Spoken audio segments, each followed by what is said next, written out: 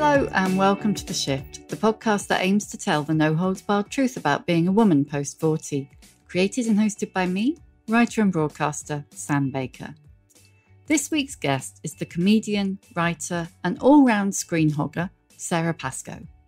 Host of The Great British Sewing Bee, presenter of Last Woman on Earth and ubiquitous panel show presence. She has written and starred in her own sitcom, Out of Her Mind. And that was before TV realised women could write sitcoms too. She's also the author of two brainy non-fiction bestsellers, Animal and Sex, Love, Money. Trying to fit in makes you seem so weird. And if you are studying other people to copy, like an anthropologist, and then you get it so wrong. Sara came and sat in my kitchen with Sausage the cat, who was still a bit poorly after his encounter with Ecoli, thanks for asking, to talk about her debut novel, Weirdo, the tale of a woman desperate to seem like a normal, whatever that is, well-adjusted grown-up. We talked about everything from cat love, the rhesus monkey theory of motherhood, Happy Valley, and her short-lived teenage rebellion, to IVF, the importance of sharing salary information, how she learnt to stop doing things resentfully, and why she won't be sad to be done with menstruation.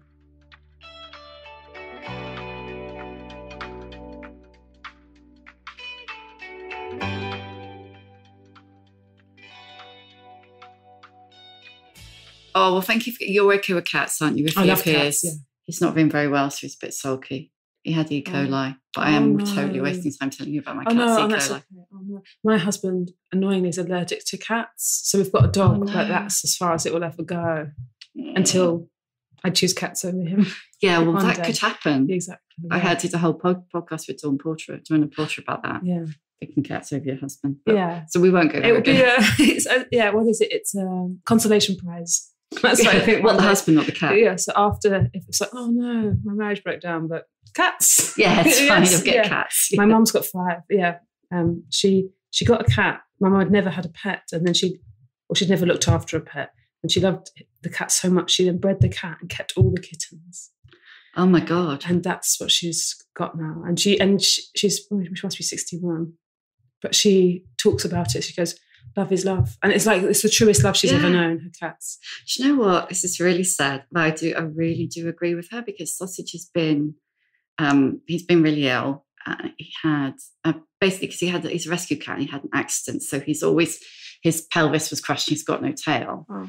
And so he's always had a bit of problem down there. Yeah. Anyway, he got E. coli and it's caused all sorts of problems. And we were told the prognosis was really poor, and he was like, honestly, I was a wreck. Yeah. He seems to be rallying for now. Oh good. Yeah. It's weird, isn't it? Yeah. Pets. So we're straight. I don't think it's weird. I think it's a non-verbal love, which means that it's really tactile, and it's really, language is a thing that exists above. This is a couple of boyfriends ago, but we had a cat who went missing for 5 days, and I started dressing as him at gigs. I was dressing in a cat costume, because I didn't know how to function in my life, because I couldn't say to people, I didn't feel like mother, son or anything, but it felt like I had lost someone from my life, and worse, they might need me and I couldn't find them and I couldn't help them and I couldn't communicate how much I cared to them. But So tell, in that case, and since we're here, I know you want to talk about it. Yeah. Tell us about the rhesus monkey theory of motherhood, because that's mind-blowing. So the Harry Harlow experiment, when it's described to you, it's just the darkest, and animal experimentation in general is horrible. And it was sort of behaviorism. But what they wanted to know, and this is back when schizophrenia was blamed on cold mothers. So psychology was blamed on mothers in general. Mothers who weren't nurturing was the worst thing that could happen to a human being. And so they had this, then essentially the experiment, the question was, is it better to have affection or food for children? Yeah. And they did this experiment where they had robot wire mothers. And if you ever look at a picture of them, they're so much worse than you even imagine. And one of them was very covered with fur and could give like these mechanical hugs. And the babies were taken straight away from their real mothers. I mean, it's just so barbaric. And there's pictures of them clinging to these soft robots, but being starved. And then the other version is that there's loads of milk. There were nipples on it. They could feed as much as they wanted, but they were made of wire and cold. Oh, it's so awful. And then the worst thing, and I couldn't even put this in the book because it's so horrible to write down, but they were then force bred because they didn't want to breed. The female monkeys who'd been through this, it wasn't, there was no instinct in it.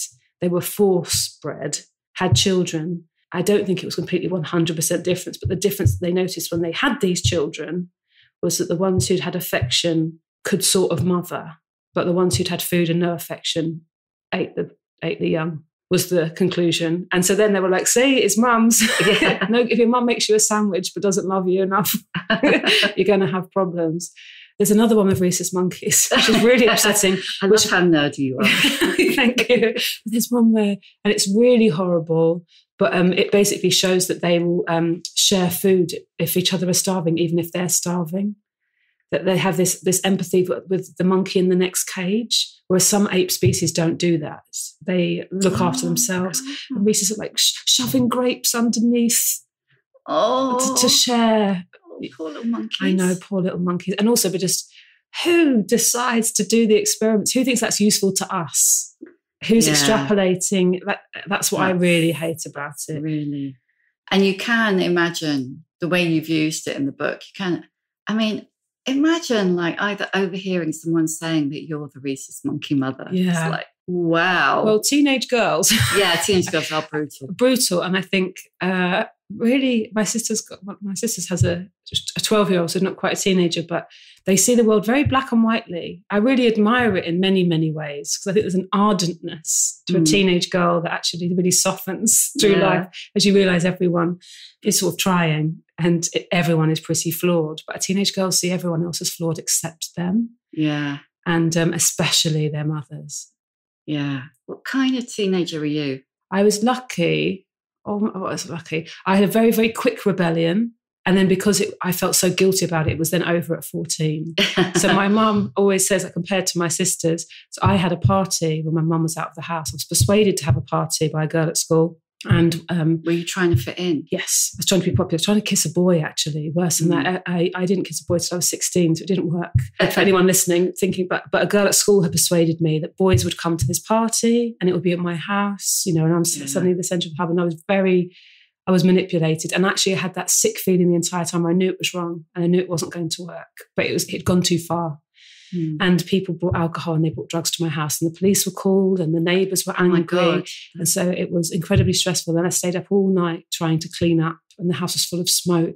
And was your mum still out at this point? Yeah, she'd gone out for one night with a boyfriend. So it wasn't like she was on holiday and I had weeks and then they came home and I begged her to hit me. Oh, no. I said, please hit me, because I just wanted to feel better. And if she'd have slapped me around the face, I could have gone, right, okay, now we're even. And she refused. But it did, from instantly then, it's like I'd done the worst thing.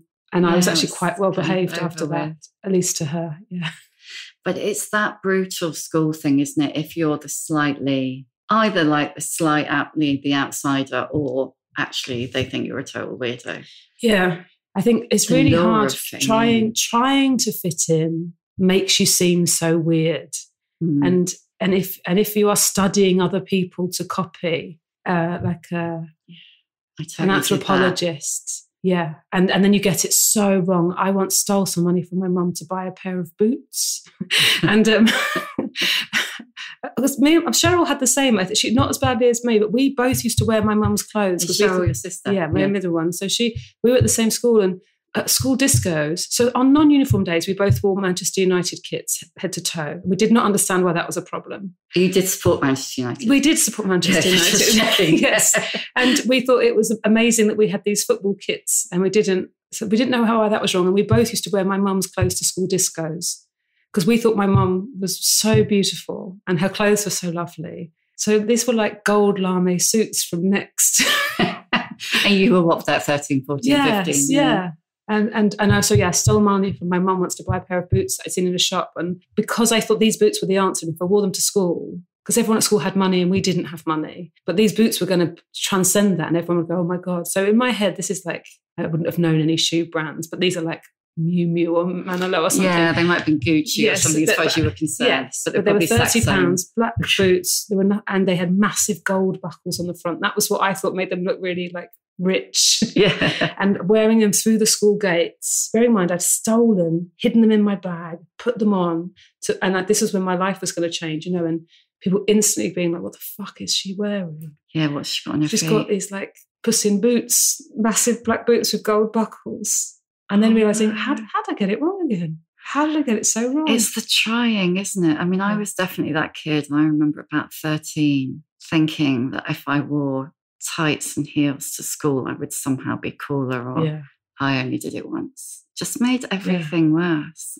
I once gave myself love bites down my arms because it was the only place I could reach. I bet there's not a teenager who hasn't done that. Exactly. Yeah, exactly. But that's it. That's the logic, isn't it? And it's not something where you feel safe enough. I'm sure there are people that do have adults in their life where you could say to an adult, like, there's a girl called Alison in my class and she's snogging a boy and she's got like love bites on her neck and it seems like a badge of honour. Yeah. And I want to be like the other girls. I want to be involved in this conversation. So I'm going to suck my own arms and then go in and pretend I met someone. So they think I've got a boyfriend who's into arms. Yeah. So I've been snogging. I think people must have parents like that now that they can talk to about that. But I just think it was always like, the message I got was always, sorry, Mum, because you will listen, is that love bites look cheap. Of course, because they have had a whole life since school. I think that's it. Is it what seems really, really massive to you at 13, 14, 15? You explain to an adult and it is funny to them. Yeah. And maybe that's what's really disappointing about confessing any of it to an adult is what they say is you won't care about this person one day. Life is so long. But you don't care, do you? Right now, you don't care. You just want to fit in. I remember being told while at school that school wasn't important. And I would think, but why are you making me go? Yeah, why are you making me go? It's my entire life. And you're dismissing it and saying, by the time you're at university, you'll never even think about it, which isn't true because I talk about it constantly. Did you, I think that one of the things is it feels like there's a space for blokes to be weird. Like that there's there's a whole Hollywood strand of weirdness for men, like the geek gets the girl and, God knows they own all our personal data now. But like being a weird girl, it's not a path for that. Well, it's interesting you say that because Carrie and I have started a podcast, which is, and essentially it's a book podcast, but what we're really interested in is books that are about outsiders, books that make you feel better about yourself. And unfortunately, we are really struggling to find male authors because we're finding so many women authors do write about weird women. Is that a recent-ish thing, I've got no idea. And it might just be that they say that, everyone's very homosexual in their reading choices. It might just be that we keep finding women writers writing about women that we love. But I think that and also we have this theory, or I had this theory, because Claire Dedder has just written this book about monsters. Oh, I love that book. Yeah. I love it. I think weirdos are unconfident monsters. And monsters are just confident weirdos. And that's where there might be a gender thing involved. Yes. I think that weirdos... The confidence of a mediocre man. So the confidence of the brilliant man is like, whoa. Yes, exactly. When you were a teenager, I suppose what I'm thinking is, when did you get confident in yourself? When did you decide who you were, decide what your personality was? I think, like lots of comedians, I have a seesaw between overconfidence and insecurity. It's a really common thing with comics. And I describe it like a seesaw because it's not necessarily an enjoyable, constant. It's not the kind of piece of self-belief that you would want in the creative fields. It's, oh my God, I hate everyone. Why have I lost this competition? I'm the best. Why does no one respect me? And then absolutely, I'm not good enough to do this. How dare I stand with a microphone being the loudest person in the room? Who am I? Who would want to listen to me? Loads of people, obviously. Yeah. Or sometimes yes, sometimes no. And then there's a middle ground. Yeah, you can't please everyone, but some people want what you're serving. There is a middle ground, but sort of vacillating. I think my current show is oddly about something that happened when I was 14 and I auditioned for Michael Barrymore to go on his reality show. Barrymore's My Kind of People. Your current show is about success, yes. Isn't it? Yeah. But what oddly really happened when I was 40... all this years later from 14 is realising that person I was at 14, everything I didn't like about her, which was that I went on stage and I burst into tears, basically. And on the way out of the shopping centre, people said to me that I'd been brave to get up there. And I only heard that 22 years later. That's so interesting. 22 years later, I heard what people had said. They had said things like, well done for giving it a go. And suddenly, all this time later, I thought that part of my personality, which I don't value or haven't valued, is the reason I have my job. That part, the chutzpah, the part that doesn't think, that goes, no, I just want everyone to look at me, whether I'm prepared or not, that kind of feeling. For the first time I valued it at 40, and I realised that had been an engine that had got me my job that I'm really grateful for and I really love, and it finally made sense to me. That's what happened at 40 that made you think that? I did another singing competition on television.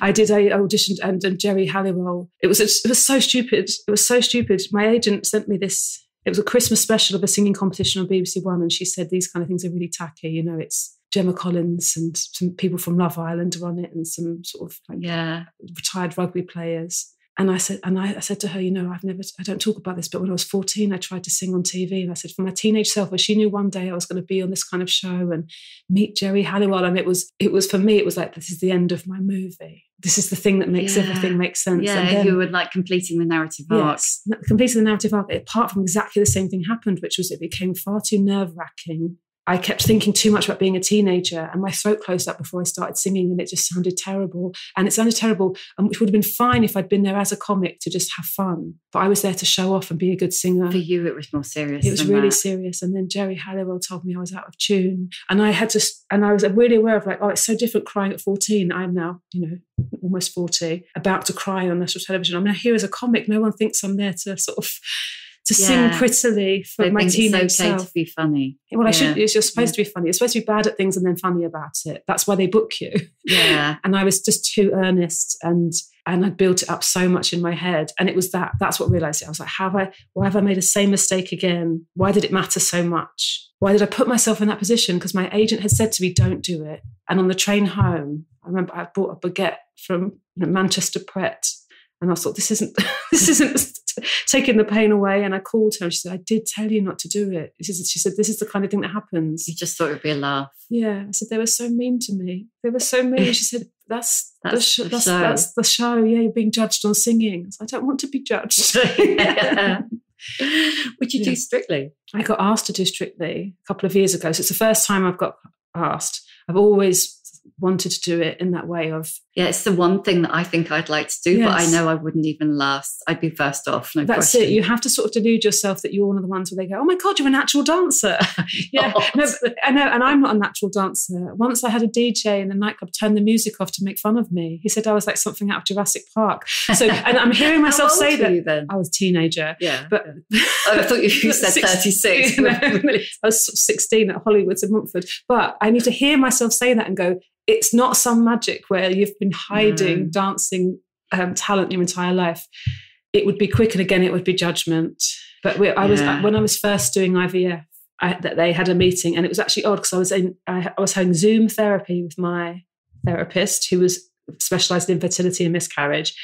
And as she was talking, a text came up from my agent on my phone, which said, Strictly want a meeting. And then I was just sort of like, and I said, it was actually great that it happened during therapy, because I said to her, this is a prime example. I said, because my entire journey with infertility, I always kept telling myself it was fine because now I could do that job. No, it's fine. It hasn't worked. I can do that job now. Or, actually what's really good is I can do this work because, this isn't working. And it was a prime, just about to start IVF. And I thought, I can't be going through IVF hoping it's not going to work so that I can do Strictly. No. And that'd be too much for a head fuck. Yeah, too much of a head fuck.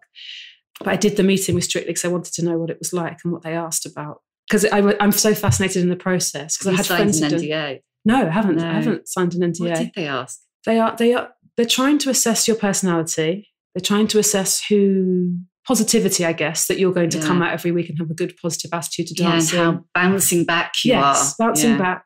That you do care, that you'd be there for the right reasons. That you can cope with Craig telling you your shit every week. Yes, but also press intervention. They do also have to sort of work out what skeletons you have in your closet, and they need to know them first because they can protect you if they know. Cool. Because you suddenly become of interest to, I guess, the Sun newspaper, and you haven't ever been interested. A personality rather than your job. But that must have already happened to you a bit with Sewing Bee. Not really. I mean, it's not as big as Strictly, but it's still you're on primetime telly. Yes. But I don't think in the same way where it would be a big splash, whereas Strictly, anything they can find on you, I think would be they could sell and make it news. Sewing Bee, I think, is much more, it's much more about the sewers, which is a nice thing. Is there anything they could have found about you that you haven't already mined in your comedy? No, but what my worry for Strictly was I've talked about sex too much, and it's a family show. And if you go on YouTube, because I said to them, and they said, oh no, we've had Chris Ramsey, we've had comedians before. The members of and obviously they've been through it. Members of the public understand that comics talk about very adult content. Yeah, and it's not the program's fault if they employ people who've talked about adult things. Yeah, so they've they've been through it before. Yeah. So I think it would have been just too weird to have been doing IVF and hoping it didn't work, so you could. Yeah. So instead I had to samba with. Yes. I don't know. I know. Johannes. I know. So instead So instead I had to do the opposite. I did ask. I said, if IVF works, I would be 4 months pregnant, and they said, yeah, you can't do Strictly. No, we can't take responsibility. No, we can't whiz you around in a wheelchair to keep you safe. Wouldn't exactly. I know that. Yeah, there's no comfortableness of that. And also, especially if you have a dancing history, it's fine to keep dancing, but you can't start a new hobby. No. Early pregnancy. No, like really intense exercise. So you had reconciled yourself, hadn't you, to not having children? Yes. As I had. Yeah. 40 was my cutoff. When I read Sheila Hetty's book, which I think was about 37. Motherhood, yes. I loved the whole just having a line where you decide, okay, that's it. And I transitioning from might not have children to didn't have children, and the relief of that. Yeah, totally. And the relief of that, because I was thinking that you actually did IVF at the point everybody stops asking you when you're going to have children. Yeah. So at the point you would have been free of the pressure to do it. What made the change? Well, what made me is my husband. And I don't want to make it sound like it was really patriarchal. Two things. If COVID hadn't happened, so I had lots of people who work freelance. I had a year's work cancelled in 2 phone calls. Yeah. I was in Finland. We were halfway through a job. One phone call said, this isn't happening. And that was like, oh my God. And especially because we've been out of the country, we didn't know how bad it was. I've been out of the country for 12 days. In those 12 days, it was the days where people were stockpiling toilet paper and buying pasta. It was so weird. And we were in a country that had 3 cases of COVID. So it was very, very different. But it still felt like an exaggeration even then, though. So that's it. So when we got back to Heathrow, which was on a plane, so we were told to leave Finland. They said they're closing the borders. And this all now felt like a drama. And then got to Heathrow and there was nothing in the M&S. And that's when it was hitting us. What has happened here? Yeah. What has happened? Like being a disaster movie. Yeah. It's odd, isn't it? And that's so recent. And we're still processing it. Or just the fact that that's what can happen to you. So the big thing was that I lost all my work. And I didn't flourish in those conditions. Other comedians wrote books. I know. I honestly have a theory that anyone who's, and I'm sorry if this is you, anyone who was able to creatively flourish in that situation is a bit psychopathic. Yeah, though I was hopeless. It was miserable. It was miserable inside, and that was a collective, communal misery. Those people who just went, oh yeah, well I know I work from home anyway, so I just carried on. It's like, who even are you? No. Yeah, we did nothing. I mean, we were at home. I didn't write anything. I didn't even write, So you decided to have loads of sex and loads of hormones. It's enormous. What happened was we had really big conversations where I said basically I couldn't do it anymore. The cycle of every month thinking I could be, living half of the month. But am I? And is this? And, I actually think you can imagine so much is happening in your body. Or just the hormones of being due on is so similar to what you can Google as early pregnancy very cruelly. And my husband said, can we really, really try? And I'd been really... the medical side of things just really intimidated me and I was embarrassed. And I also had sort of very working class attitudes of I don't think you should spend money trying to have children when there's already children existing. Yes, I had attitudes like that. Yeah. There's a lot of overcoming. And my husband just said, look, you've always said 40 is a cut off. Can because he's younger than me. He said, can you give me 2 more years? And we just really try. And if I hadn't had such an empty diary, a completely empty diary.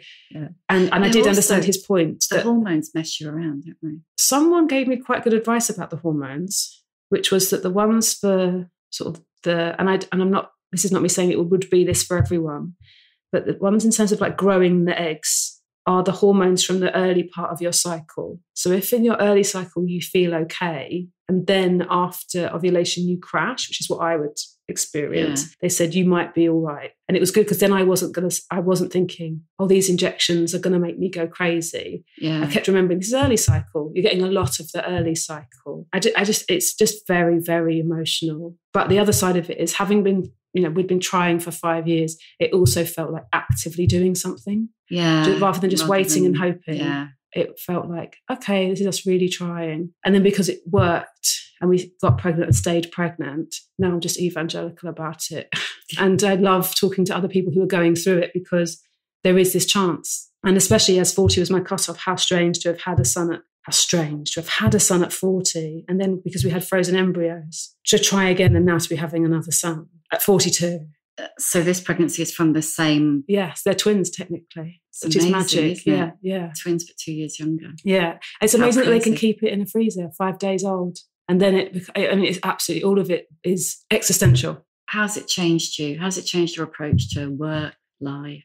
I think it hasn't changed me, but my life is complete drudgery. My favourite thing to say around the house is, I used to be someone. I used to be Sara Pascoe. I used to be someone, okay? I used to not be wearing pajamas. It's drudgery. Lots of very, very boring housework. And a constant Sisyphean cycle of, they nap. You very, very as quickly as you can tidy up, and then they mess it all up again. Just over and over. Constant. Has it affected your husband's work? So this year, he went away for 4.5 months. I don't think he knew how hard it was going to be. And it was a work offer that was so huge. There was no way either of us. I think if I had said to him, no, you can't go, that would actually have been the end of us as a relationship. Yeah. Eventually. Too big an opportunity. And also when you don't take those big opportunities, my husband's 36, relatively early in his career, you spend the rest of your career wondering what happened if you'd done that job. Whereas he did get to do the job, and he will always know. Yeah. And he will always know, and we will always know how hard it was. And I know that there are single parents, but it was horrific being pregnant with a toddler. My toddler's very energetic and it's been constant, and he doesn't sleep. So great. Yes. So it's a recipe for misery. But I did keep thinking to myself, I wouldn't rather be in Australia filming, not seeing him for months. That isn't. Yeah. So I did keep reminding myself, this is awful, but this is a choice. Yeah. Yeah. So what does success look like to you now?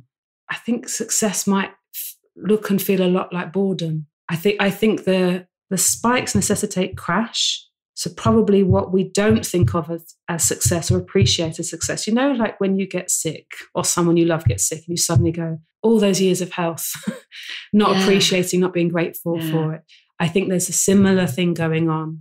Being alive itself, being alive without huge worries, especially not financial worries or health worries. Actually, I think that probably is as good as it gets. But, we're hungry dopamine creatures who want something a bit more. But I think every time you do get a bit more, there will be a balance. It gets taken away again. And you do get hooked. I mean, it's definitely true. You do get hooked on the highs, the kind of like the on stage moment. But I think that's probably one of the best descriptions I've heard of it, because of that reaching that point where I would rather be happy, not happy, but just like what I do it well, and not have those kind of, I don't know, the highs and the lows. And I don't know whether it's an age thing, whether it's too many low after you have enough lows. Realising that there's always going to be a price for it afterwards.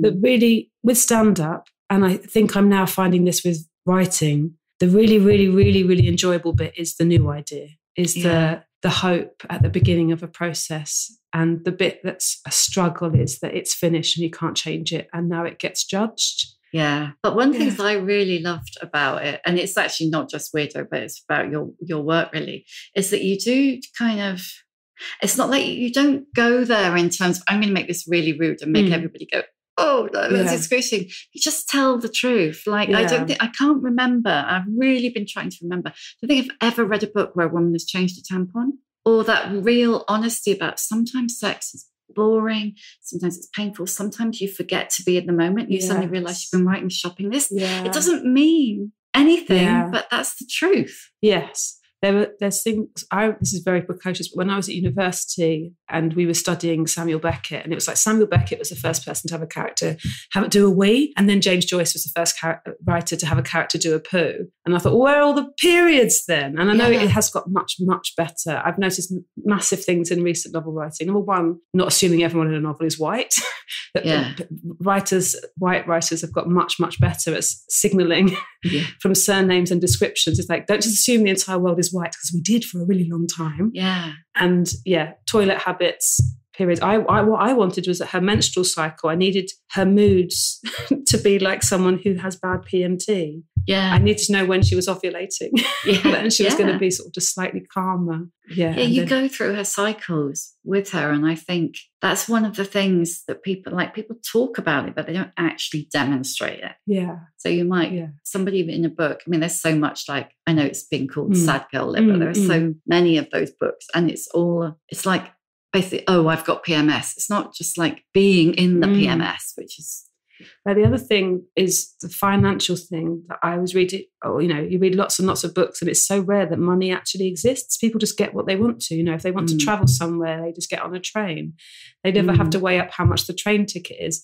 And as someone who, for the majority of my life, would have had to check how much was on my Oyster card, I kept thinking, where's all the actual real people where money is constant? Economics is constant maths of, can I do that? Do I need to go home? Can I buy this round? Yeah, and I can't afford to leave because I've got nowhere to go and I've got loads of debt. But it forces story, doesn't it? There's a point where Sophie can't get an Uber home. And so, the story is moved by that. Yeah, it can be an influence. Yeah. It's like that classic, and I want to say ITV drama, but it isn't just ITV, because I was watching a BBC One earlier this week where the lead female character one of the lead female characters was a police officer, of course, because that's all I watch. She lived in this like palatial Georgian house, and obviously her kitchen had a kitchen island the size of this room, and those great big crittle all along the back of the house. And I just thought, she's a moderately senior police officer. She must come from money. Yes. Always. Yeah. And they don't justify default, it. I find often when this podcast, women are really, really reluctant to talk about money. Oh, I like talking about money because I think otherwise you're gaslighting. When I was poor, and I was poor for a long time, after university, I did have university debt, which then escalated because I didn't understand they would start charging interest when I left university. I was very ignorant of lots of things. Anyway, all I wanted was rich people to admit or tell me what it was like. And instead what I got is people saying, money can't buy you happiness. But, well, it buys you a lot of things. Yeah, it can't buy you happiness, but only people with money say that. Yeah, and always. Also, if you could wipe out your debt, if you don't have debt, to me, that would have been happiness. There's this cloud that sits around you, constant sort of worrying and all these kind of things. And so I wanted to know. And so I'm quite gross with money, but then also it's quite good with comedy and with women, because I've had other experiences where people tell you what they're getting for something, which means you can negotiate better. Or do you find did you used to find you got paid less than men? Not necessarily. There are situations where some men or their representation are really good at fighting for things, but some of those men are now really good at telling you what they're on. But there's been situations, I don't want to necessarily name the men because they haven't given permission, but they'll do the opposite. They'll check what you're on to check you're on the same as them. Oh, it's really good because they know the same thing's going on. And there's certain situations where I was asking for more money from a TV channel for hosting because the money was relatively low. And they used an example of a man on another channel getting less than me, going, well, he's only on this and they're on their third series. And I thought, I need to tell that man that not only is he's being underpaid, he's being used as an example by other production companies because people know that his wage is low. And I've had a situation where, we were on a series and everyone had a little bump up, say at £500 up. We'd all gone up fairly, apart from one whose agent had just signed the contract. And I thought, oh God, it's so political, but I'm going to have to tell him, just so you know, your agent has to negotiate. Everyone else got their money up this series and your agent just signed off. And he's like, well, we're just so happy. I said, I know you are, but it's the principle of it. I don't want to create issues. It doesn't create an issue if you just get a bump up with everyone else. That's fair. Yeah. You're not demanding to be paid twice as much because you think you're funnier. No, it's not an ego thing. It's not an ego thing. And as is happening with the strikes in America, these are the people who have the money. Of course, the human thing is you go, but it's ridiculous to get paid that amount for a day's work. And so you can understand why people do shrug and go, well, we would do this for free, aren't we lucky? But at the same time, yes, but it's a business. But it's also, but it's only creative work where you're ever expected to do it for free because you're so lucky. Yeah. You know, you would never, I know this is a really hackneyed example, but no one would ever say it to a plumber or an electrician or my dad's a bricklayer. He would never have laid a brick for free. He just thought you were having a laugh. You know? Yeah. No one would ever contact you and go, it's really good for your profile if you come and build us this wall. Come and build me a house that will look great on your CV. When I get asked to do things for free, especially if it's because small organisations or like universities and things, I say to them how unhelpful it is, especially when it's a feminist event, which is what I would normally be asked to do, to have an expectation that the two things go hand in hand, that we're so desperate to talk about feminism that you don't have to ask a university for a budget for it. I said, really get into the habit of paying women. Like that's a really huge thing in general. Yeah, that kind of the number of, I don't get asked anymore because I always said, pay me and I'll do it. Yeah. But and that's a scary thing as a woman and a freelance. So you say, I will only do it if you pay me properly, and this is my flat rate, or like all those International Women's Day events where they don't pay. Yeah. And then you're just like, wow, International Women's Day for free. Yes. I always say to them, you can say to people, you can donate your fee back, you know, all of these kind of things. But really get in the habit of, if your event isn't actually making money, then should you be doing the event? Should everyone be giving up an evening? For what purpose? Yeah. With comedy nights, it's quite often that. It's like, well, we might break even. And why are we doing it? Because it's not helping international women. No. Do you feel like you could say that now from where you're standing, though? And when would young Sarah would have totally done it? What I've done is a lot of things resentfully. And what I now know is that it's not good for them, and it's especially not good for you. When you say yes to something, you know, it's 6 months off. And then on the day, you're going, why have I agreed to this? I hate this. I don't want to do it. Maria Bamford has a routine in her last stand-up show, which is about when you get asked to do something you don't want to do. She was asked to go back to her old university and talk to the students, and they offered her no money. And an accountant friend of hers said, always quote an exorbitant fee. And then she said, why? I said, because either they'll say no, they can't afford you, or they'll pay you it. That's exactly what my agent said. I was asked to do something. I was like, it was host a day for a corporate business. She was like, have you got a going rate? And I was like, I literally have no idea, and also no interest. And she was like, look, okay, I'm going to ask for 10 grand. Yeah. Either they'll pay it and you'll be a lot richer and so will I, or they won't and you won't care. So exactly. I had a boss once who said to me, you're a rubbish negotiator because you always care too much. And the person who wins the negotiation is the person who's prepared to pull the trigger. And I thought, I hate you for saying that, but I really hate you because you're right. Yeah. Yeah. Yeah. If you don't care that the job's going to walk away and go to someone who'll do it for £2,000, you didn't want to do it. Yeah. So you're in a position of strength. I hate things being along gender lines, but I think men have quite a lot of fun negotiating with money. Yeah. I think it's a little bit of a game, and we can have fun with it too. Yeah. It's that kind of so much power in economic power. And I mean, it seems really simplistic to say women aren't taught it, but it feels like we are. But it's really recent that women weren't earning money. Yeah, that's it's true. It's really recent that it's within a century that, you know, the male wage was really high because men supported their entire families. Dads supported their daughters, then gave them away at marriage to another family who now would financially support her. So of course we're learning this for the first time. And because it was then stepped in, you know, after the Second World War, women were on such low wages compared to men. And then they were forced back in the house because the 50s happened. Yeah, because it's threatened and what we did to the economy. Yeah, I mean, I don't know what ironically, I know the American laws better than the British laws because it's something I'm writing. But, you know, you couldn't get a bank account in America without your husband or father's signature until 1975. You couldn't rent here. And my granddad left his first wife. She had a daughter and he abandoned them. And I know this from her daughter, who's my mum's half-sister. She's got her mum's diaries, which is she couldn't rent a property after he abandoned her. Her parents had to rent a property for her. It's horrific, isn't it? The dependence, it is horrific. And I think this is where women we can forgive ourselves a little bit, that isn't a long time ago. It wasn't like we people haven't had us, centuries. This is a new conversation. And if people feel reticent or it's unladylike or being given a certain message by society, like, you're not mad, you are being given that message. Yeah, that's true. That's a really good point. We give ourselves a break. Yeah, give ourselves a break. I mean, I get very excited in supermarkets. I think supermarkets are my favourite place. I obviously have a very boring life, but it's because I can buy anything. And I couldn't for years and years and years. Yeah.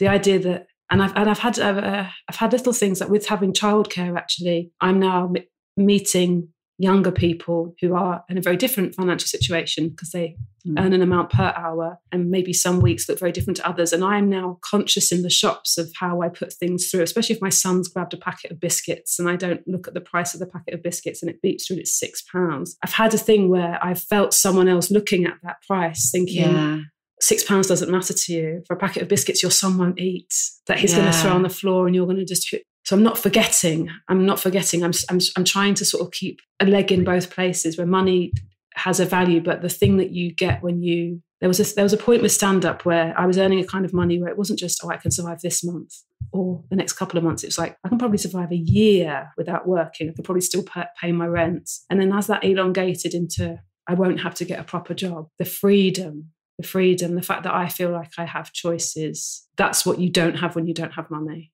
Yeah, no choice. No, and that's what people don't tell you. And you can feel it that it's true. But conversely, I do believe people make incredible works of creativity, even when they have financial constraints and proper jobs and no time. Yes, yeah, totally. Because I think that thing of having 40 minutes on your commute and that's when you write your novel doesn't mean your novel won't be better than someone who, hires a country house and has a view. I think you can create incredible work in adversity. It's just also, not fun for you.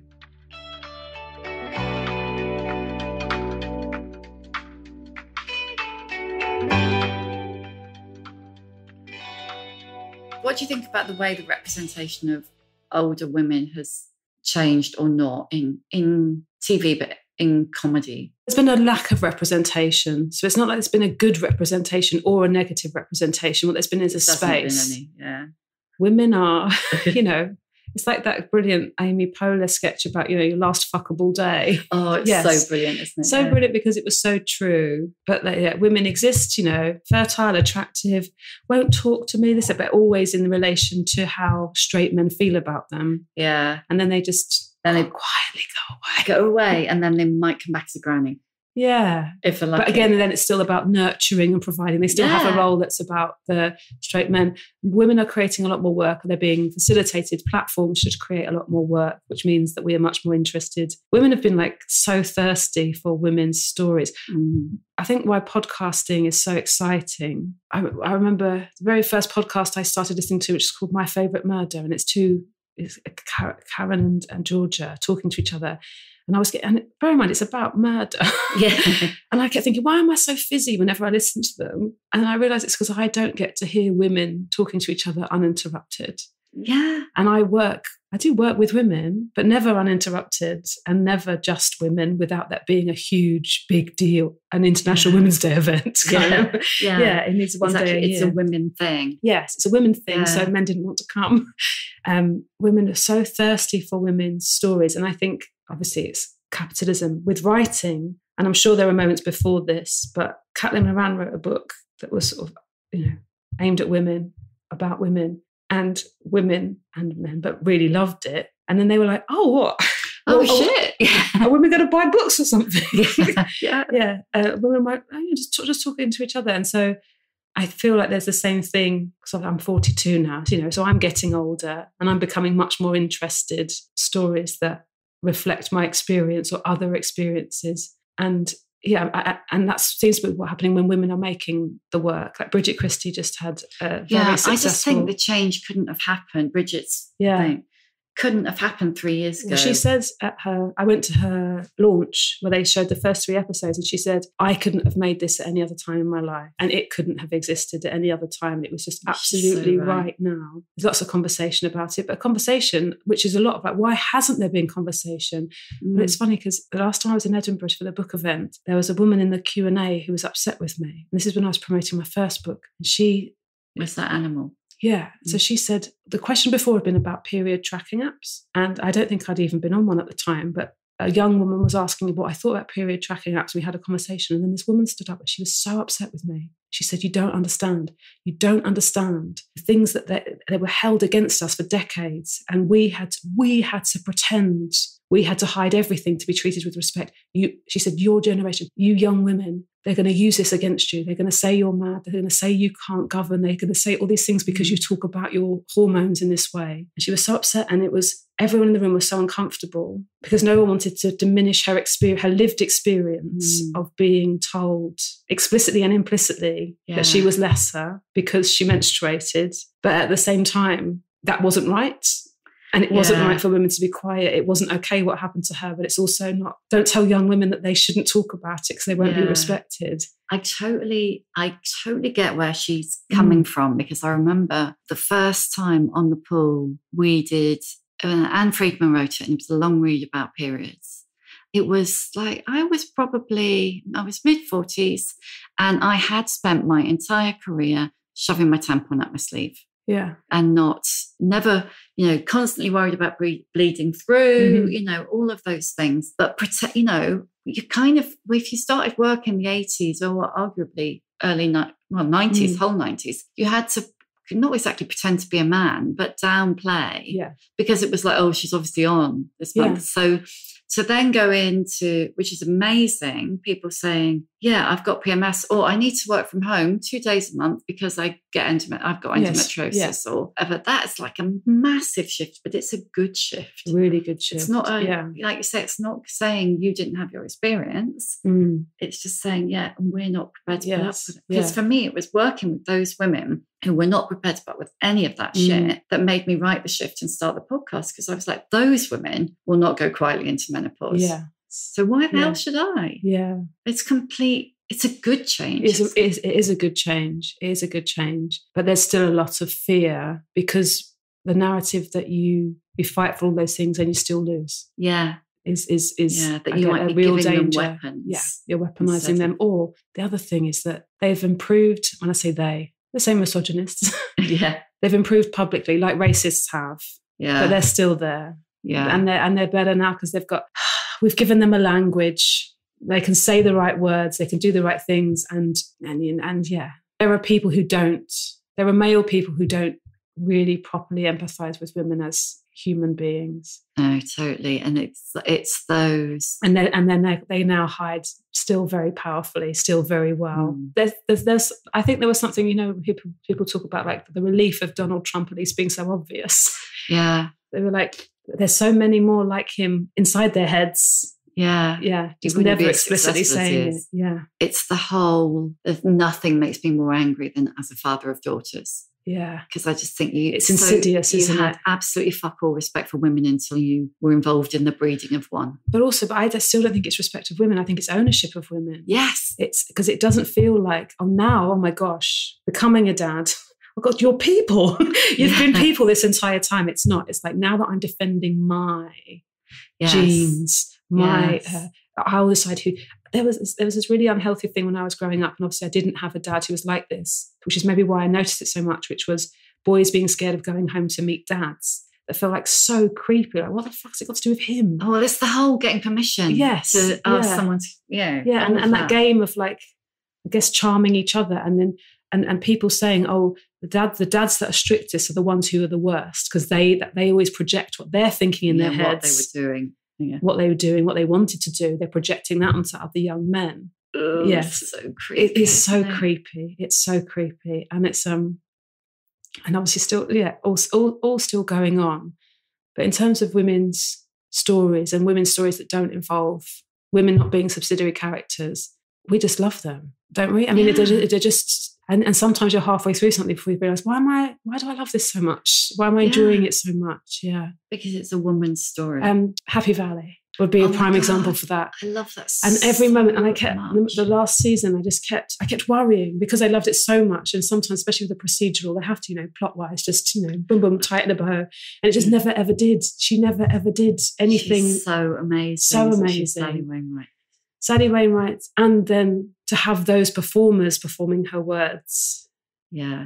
I mean, Sarah Lancashire's an incredible actor, isn't she? Yeah, really incredible. I feel really weird asking someone who sat here 8 months pregnant about menopause. Oh, yes, okay. But how are you feeling about it? How do I feel about menopause? I would have my entire life told you I'm looking forward to it because I've hated having periods so much. Oh, yeah. When people say to me, oh, I really miss periods, I think, yeah. What? Who? Why? How? What I've hated about periods is I've been very, very lucky. I don't class myself as someone who has depression. I haven't had depression. But what I have when I'm due on my period is the the symptoms of depression, which is that I cannot think of a single reason to be happy. I count through all of my blessings. You know, my mum's alive, my dad's alive.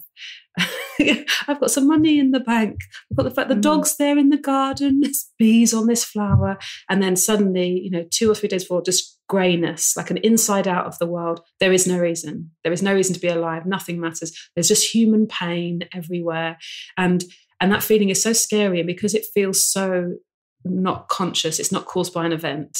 It's not caused by, and that's what I've hated, is it feels someone's given, my body gave me a drug to go be really sad. And you do have to go out. I still have to do gigs. I still have to talk to people. You have to function in the world. And I've hated that cycle so much. And actually the relief of being pregnant with my first pregnancy, I kept saying to people, it's like an antidepressant. Like something really horrible happened to my family, my extended family, while I was pregnant.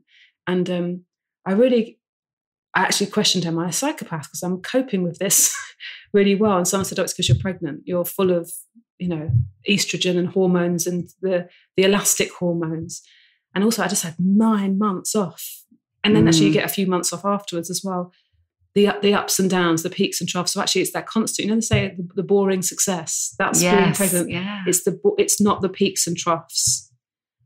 Oh, and also I think, we're discovering so much more now about how hormones affect things like anxiety and ADHD. And so, it's just a horrible cycle. So in some ways, I don't know that the process itself can be really, you know, it's another massive hormonal shift.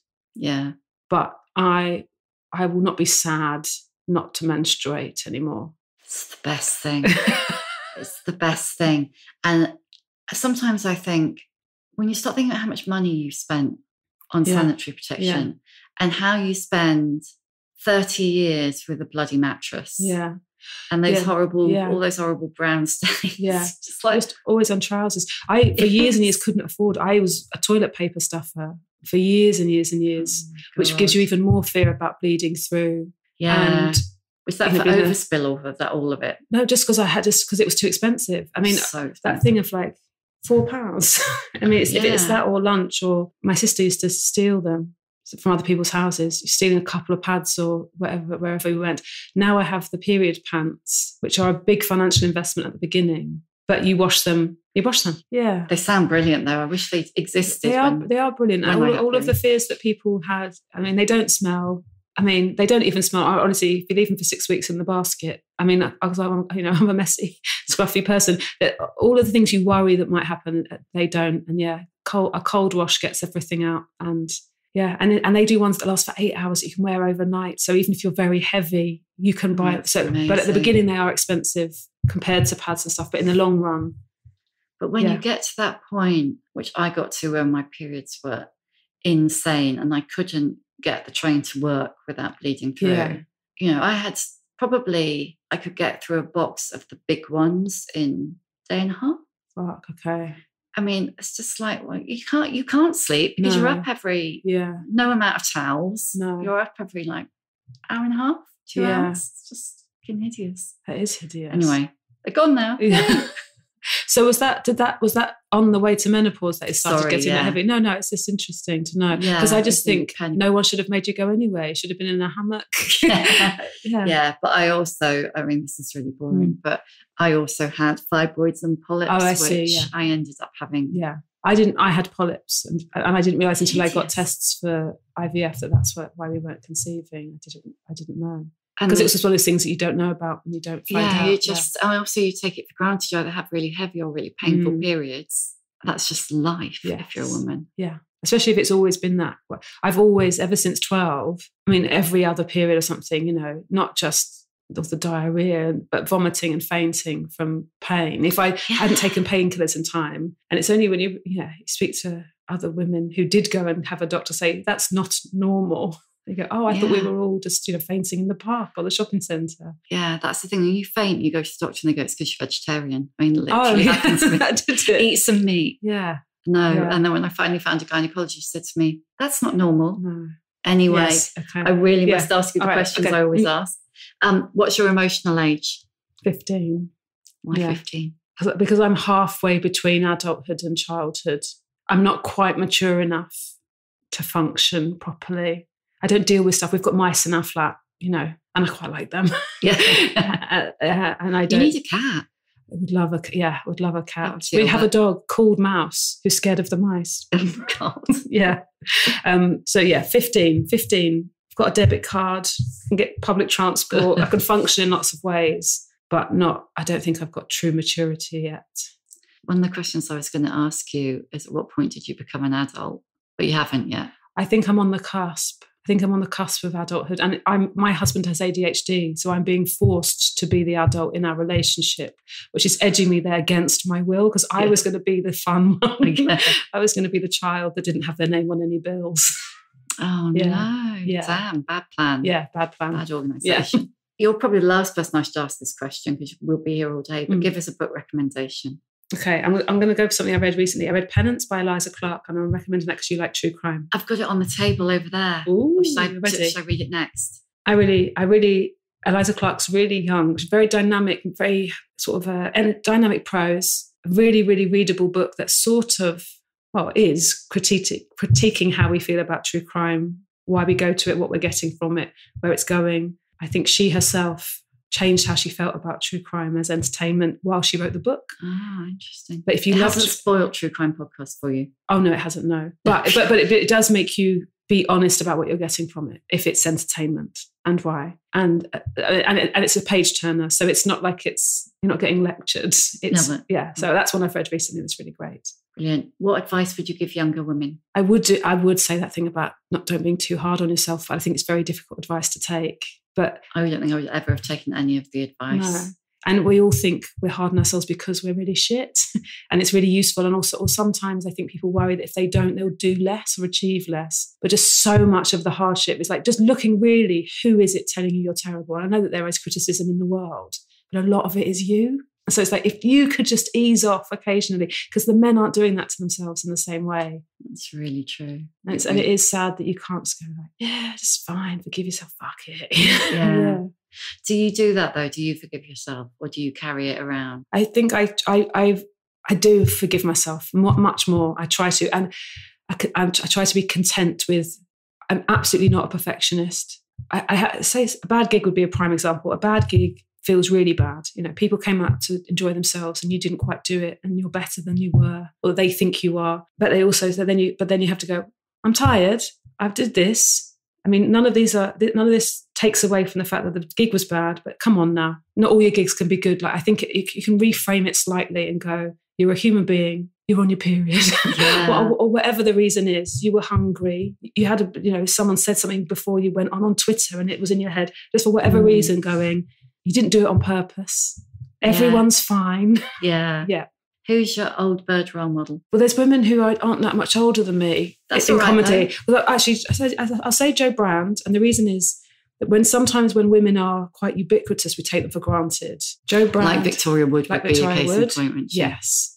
So and also with those women that they're anomalies. I get asked a lot about how there used to be no women in comedy, and there were always women in comedy. There was no space for women in comedy. There were always women gigging. There were always women stand-ups. There were very few who made it through to TV. So they get to go, there was one, Jo Brand, or there's one, Victoria Wood and Jo Brand, or Jenny Eclair. Like you can list them on one hand. Jo Brand had children in her 40s, which I didn't know until she came on a show when I was pregnant with my first. And I love it, especially when their children are now adults, because you have this fear that you'll be so old and decrepit. And actually, and Jo Brand, she's just steadily maintained not only her work consistency and how good she is, but she's wonderful to work with us, and she's happy to be there. Some of the men are really grumpy. They're really grumpy. They're so over it. They don't want to be there anymore. They actually shouldn't be taking up those spaces. And Jo Brand does her writing, improvises, exciting to meet new comics. Everyone who meets her is so amazed that she even cares who they are. It's actually quite a political, with a small p, way to act. Yeah. And so her work is really good. She is really wonderful. And I think it's really easy to take someone for granted and what they represent.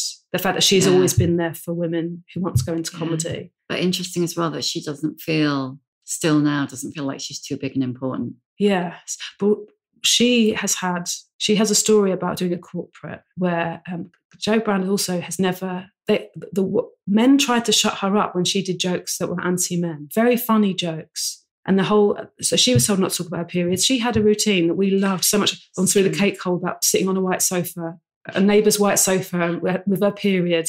And that's the joke. It's like this horrible neighbour with their white sofa. Hearing that as a teenager on a video Through the Cake Hole again and again with my sister Cheryl was probably a big part of me having no shame about talking about my period or when I did bleed on things. My mum didn't tell me you might bleed on things. Jo Brand did. Yeah, that's such a good point. And she told me without shame or embarrassment.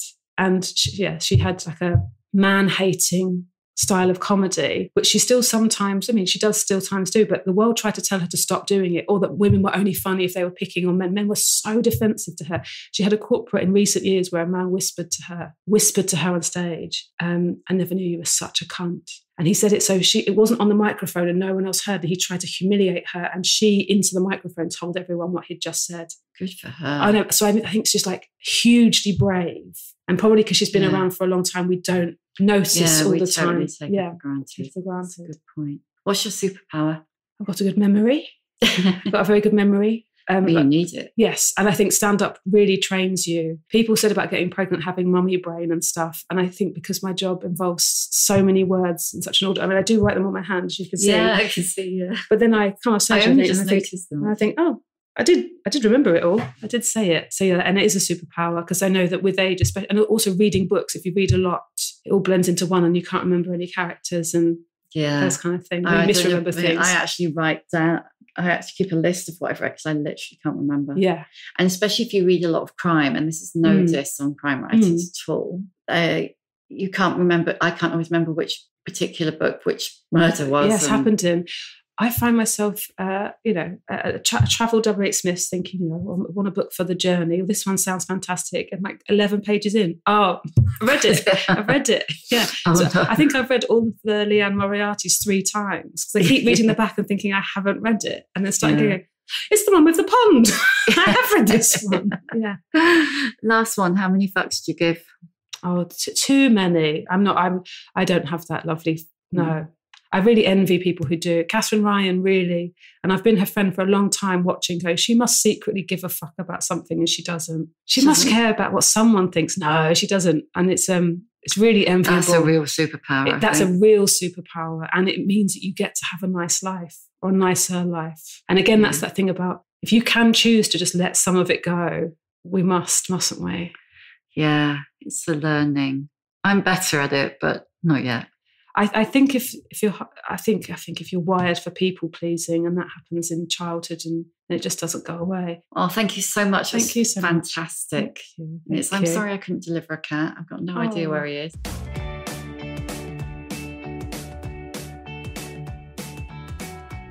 Thank you for listening. If you enjoyed this episode, you might also like my conversations with comedian Josie Long and Cariad Lloyd, Sarah and Cariad's Weirdo Book Club partner. You'll find a link to all of those things in the show notes. You can hear a new episode of The Shift each Tuesday, wherever you get your podcasts. If you like what you hear, please do rate, review and follow, because it really does help other people find us. And if you'd like more of The Shift in your life, head over to theshiftwithsambaker.substack.com and sign up for weekly newsletters, podcast extras and more.